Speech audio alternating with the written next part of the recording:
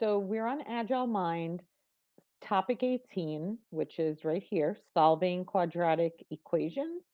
And we're going to be looking at the overview today and also at exploring. We're also going to be working with Desmos. So if you want to open up Desmos right now, feel free to do that. Okay, so we have these two boys, Vincent and Bobby, and they have made a water balloon launcher. And their younger sisters, Maria and Patricia, often picnic in the tree house, and they want to surprise them with a water balloon. So they basically determine where to position the launcher so that the balloon will land on the ground directly below the tree. Okay. So let me just show you what the path of the balloon looks like.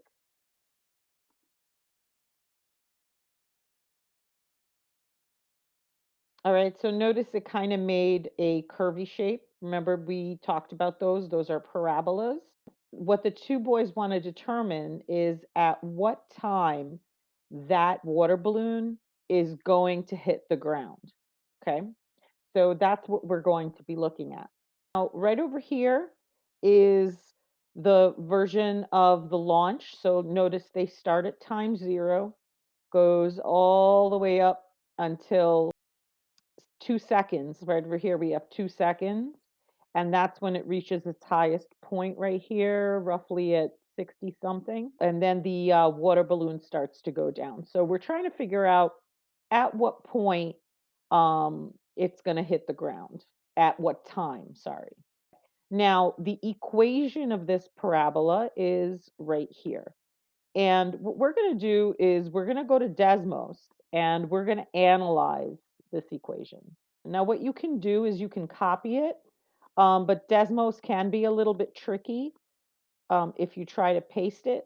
So we're going to do our best. So I'm going to copy it and then I'm going to go to Desmos and paste it. So here I am in Desmos. I'm going to paste that equation in.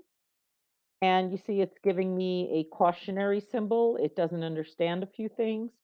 So what you can do is instead of fighting with it, I always just retype it.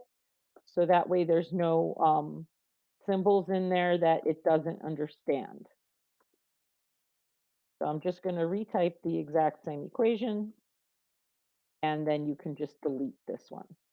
So it starts right here. Here's our 0, 0 spot right there. Okay, and then the water balloon goes up, up, up, hits a peak, and then whatever comes up must come down. And notice that if we look at this graph, it hits the ground at 4. In other words, this point right there, 4, 0, means that at 4 seconds, it's on the ground. Okay. 0 basically means the distance from the ground. So at 4 seconds, we're on the ground. When else are we on the ground? Well, the water balloon is also on the ground at the beginning at 0, 0. In other words, at time at 0 seconds, it's also on the ground. In other words, it's 0 high, right? So those are the 2 points when we're on the ground. So if we're going to take a look at these points, 0, 0 and 4, 0. In other words, when is y 0? When are we on the ground?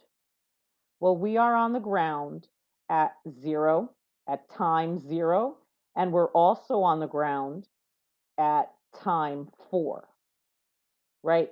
So what we would say, this 0 and this 4, x equals 0 and x equals 4, we call this the solution. Now, what else do we call these 2 points? X equals 0 and x equals 4. There are several names for them. You might want to write them down. One name is solution, which we already talked about. Another name is zeros, because notice that is when they hit the ground. So they're also called zeros. Another name is roots. And another name is x-intercepts because that's what they are. All right, so you might want to write these down. These are all words that mean the same thing. Solutions, zeros, roots, x-intercepts.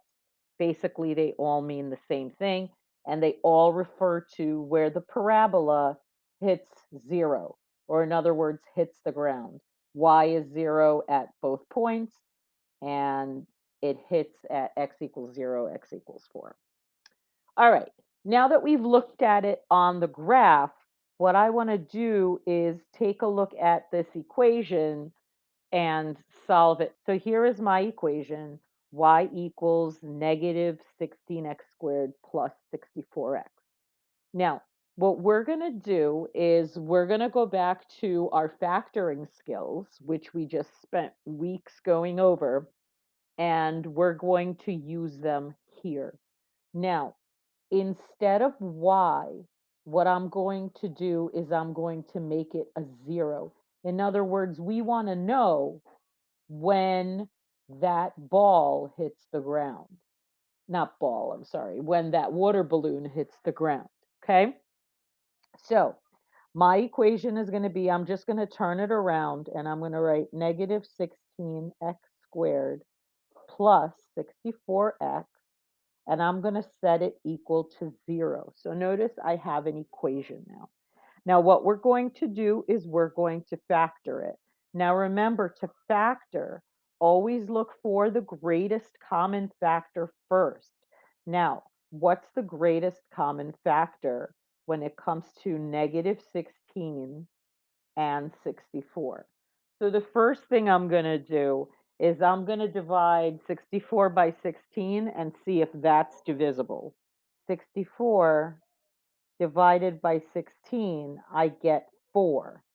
So my greatest common factor here is 16. I'm going to take a negative 16 out. Now, when I look at the variables, is there a common factor among the variables? Well, yes, there is. We have an x.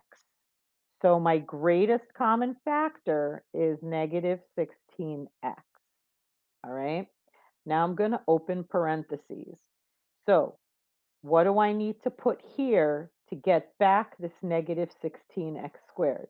Well, I already have negative 16x, so I need another x to get negative 16x squared. Since I have a minus out here, be very careful. I already have a minus out there.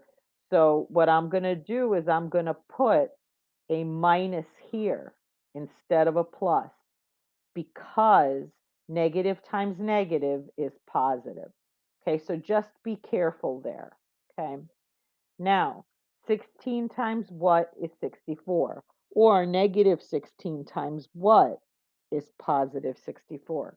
Well, we already figured out that it was 4. So notice negative 16 times negative 4 is positive 64.